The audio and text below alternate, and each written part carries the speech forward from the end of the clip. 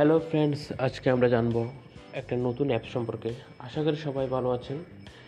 তো এই অ্যাপসটার শিরোনাম দেখে আপনারা বুঝতে পারছেন আমাদের প্রতিদিন দৈনন্দিন জীবনের যেসব কন্ট্যাক্টগুলো, অর্থাৎ লক, SMS এবং আমাদের কন্ট্যাক্ট বিভিন্ন ব্যাকআপ দিয়ে রাখতে হয়। যদিও আমাদের এই সমস্যা, আমাদের মোবাইলে যদি কোনো কারণে সমস্যা হয়, তাহলে আমাদের কী করতে হয়, ওটা ফরম্যাট দিতে হয় বা ফ্লাশ করতে হয়। তখন আমাদের এই দরকারি জিনিসগুলো হারিয়ে যেতে পারে। এই জন্য আমরা একটা নতুন ধরনের একটা অ্যাপস ব্যবহার করব। এটার নাম হচ্ছে সুপার ব্যাকআপ। তো এই অ্যাপটা আপনারা প্রথমে প্লে স্টোর থেকে ডাউনলোড করে নেবেন। এখানে দেওয়া আছে সুপার ব্যাকআপ। তারপরে এটা ওপেন করবেন। তারপর আপনাদের এরকম একটা ইন্টারফেস চলে আসবে। এখান থেকে আপনার app, SMS, contact, call log, calendar, call recorder সবগুলো করতে পারবেন। তো এগুলো করার জন্য আপনাকে প্রথমে আপনার যে ফোনটাকে আপনি ফরম্যাট দিবেন, সেই জন্য আপনাকে ফরম্যাট দেওয়ার পূর্বে এগুলোকে ব্যাকআপ করার জন্য মনে করেন আমি SMS দেখাচ্ছি, কল লগগুলো দেখাচ্ছি। এখানে দেখেন, প্রথমে আপনি ব্যাকআপ দিবেন। যদি কল লগ হয় তাহলে XML ফরম্যাটে থাকবে।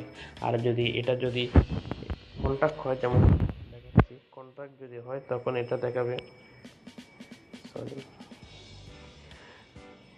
তখন এটাকে আপনাকে BCF ফরম্যাটে দেখাবে। আচ্ছা, আমি কন্ট্যাক্টগুলো দেখাচ্ছি। এই কন্ট্যাক্টগুলো ফরম্যাট ব্যাকআপ দিবেন এবং ব্যাকআপ হয়ে যাচ্ছে।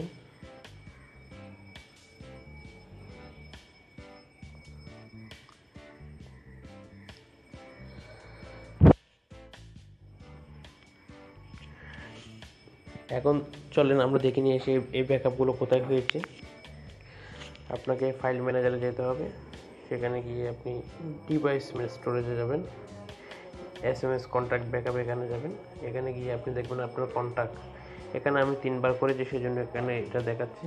তো এটা আপনি ফরম্যাট করার আগে এটা আপনি আপনার SD কার্ডে মুভ করতে পারবেন, অথবা আপনার যে গুগল ড্রাইভে আপনি রাখতে পারেন, অথবা আপনার পিসিতে রাখতে পারেন। তো আমি এখানে SD কার্ডে রাখছি।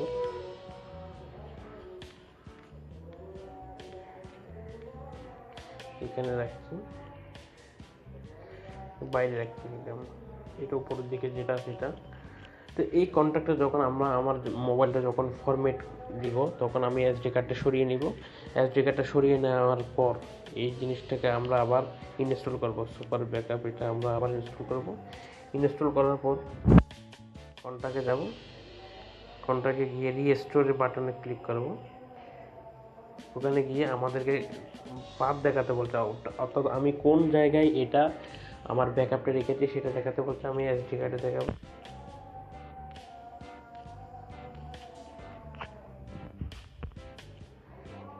SD কার্ড,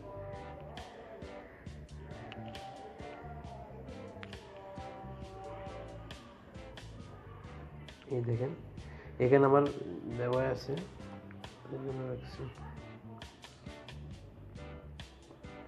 এই যে জিনিসটা আমার এখন এখানে ক্লিক করব। ক্লিক করার পর এটা অটোমেটিক,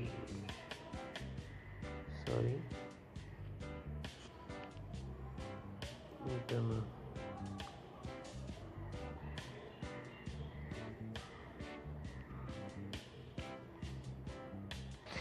আপনি ইনস্টল করার পর তারপর আপনি আবার আপনার ফাইল ম্যানেজারে যাবেন। ফাইল ম্যানেজারে গিয়ে SD কার্ডে যাবেন। SD কার্ডে যাওয়ার পর আপনি যেখানে ফাইলটা রেখেছেন, অর্থাৎ আপনার কন্ট্যাক্ট নাম্বারগুলো যেখানে রেখেছেন সেই নাম্বারগুলো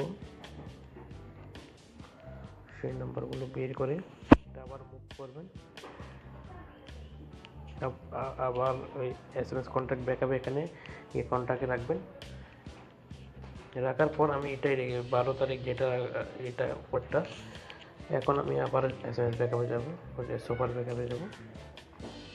ওখানে যাওয়ার পর কন্ট্যাক্টে যাব, রেজিস্টার বাটন ক্লিক করব। দেন উপরে চলে আসছে এটা অটোমেটিক। এটা ক্লিক করার পর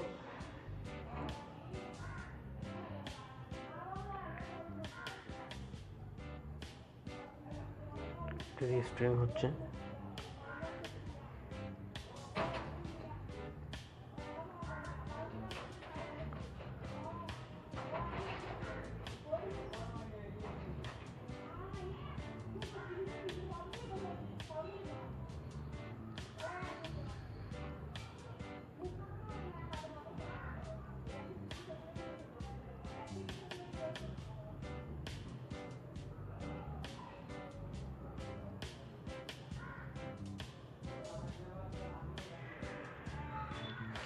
তো এইভাবে আমরা আমাদের কন্ট্যাক্ট নাম্বারগুলো আমরা রেজিস্টার করতে পারি। এছাড়া আমরা চাইলে কল লগগুলো আমরা যারা ফরম্যাট দেওয়ার আগে আমরা রাখতে পারি।